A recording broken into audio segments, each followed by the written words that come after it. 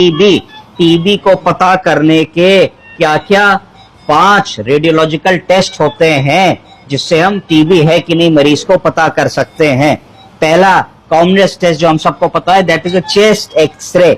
अगर हम इस चेस्ट एक्सरे को ध्यान से देखें तो हम इस चेस्ट एक्सरे में देख सकते हैं कि एक लंग हमको राइट साइड वाला फिर भी दिख रहा है, लेफ्ट लंग बहुत ही खराब दिख रहा है। तो ये बिल्कुल इससे डायग्नोसिस बनती है कि इस व्यक्ति को चेस्ट में पल्मोनरी ट्यूबरकुलोसिस है, जिसकी वजह से राइट लंग एक्सरे में अच्छा नहीं दिख रहा है और ये इधर भी टीबी के लक्षण हमको नजर आ रहे हैं। तो जब भी कभी कोई मरीज आएगा जो बुखार की बात करेगा, वजन कम होने की बात करेगा, लेथार्जीनेस वीकनेस की बात करेगा, कफ और प्रोडक्टिव स्पूटम की बात करेगा, बलगम में खून आ रहा है ऐसी बात करेगा, तो हम उसका चेस्ट एक्सरे करा करके देखेंगे। ये एक्सरे इस पेशेंट का है, she is just less than 50 years of age और ये कई दिनों से खाना पीना इनका कम हो गया, सांस लेने में दिक्कत हो रही है, जरा सा चलती हैं तो डिस्निया होने लगता है, दम फूलने लगता है। तो ये इनका इस तरीके का एक्सरे है। तो पहला टूल हमारा जो इमेजिंग टेक्निक का था एक्सरे हो गया। दूसरा टूल जो है टीबी को पता लगाने का वो सीटी स्कैन।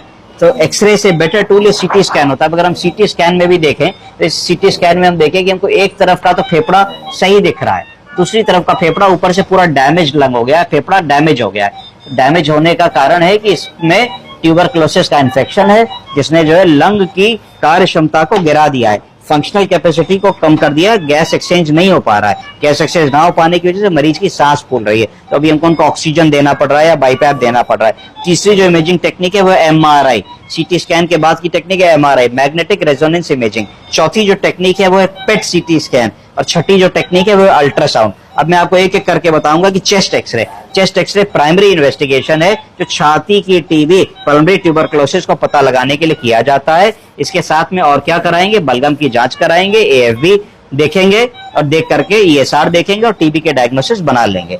दूसरा जो टेस्ट है वो है सीटी स्कैन। ये किस चीज के लिए है, इससे एक्सटेंट ऑफ द डिजीज पता लगती है कि कितनी बड़ी हुई ट्यूबरकुलोसिस है, ये पता लगता है। इसमें लिम्फ नोड्स भी दिख जाती हैं हम लोगों को और ब्रोंकोजेनिक स्प्रेड। ब्रोंकोजेनिक स्प्रेड मतलब लंग में टीबी कहां तक पर्कुलेट हो गई है, चली गई है, उसका ज्ञान हमको सीटी स्कैन में बहुत अच्छा मिल जाता है, वो एक एक्सरे देख करके नहीं मिलता। इसके बाद का जो टेस्ट है उसको एमआरआई कहेंगे। एमआरआई कहां के लिए प्रेफर्ड होता है? अब आपको लगा कि साहब इसके तो ब्रेन टीबी है, तो ब्रेन टीबी चेस्ट एक्सरे से तो आएगी नहीं, उसके लिए एमआरआई बड़ा हेल्पफुल टूल होता है। तो उसमें हम एमआरआई ब्रेन कराएंगे तो उसमें टीबी के लक्षण दिखने लगेगा। रीढ़ की हड्डी में एमआरआई, रीढ़ की हड्डी में टीबी है तो एमआरआई कराएंगे। स्पाइन में तो उसमें पता लगेगा। अगर मस्कुलोस्केलेटल टीबी और ट्यूबरकुलोसिस है तो भी एमआरआई का बहुत अच्छा रोल है। मीडियास्टर्नल लिम्फेडेनोपैथी है तो भी जो है एमआरआई का रोल है। तो एमआरआई इस तरीके से हेल्पफुल टूल है। अब पेट सीटी क्या और बता देगा।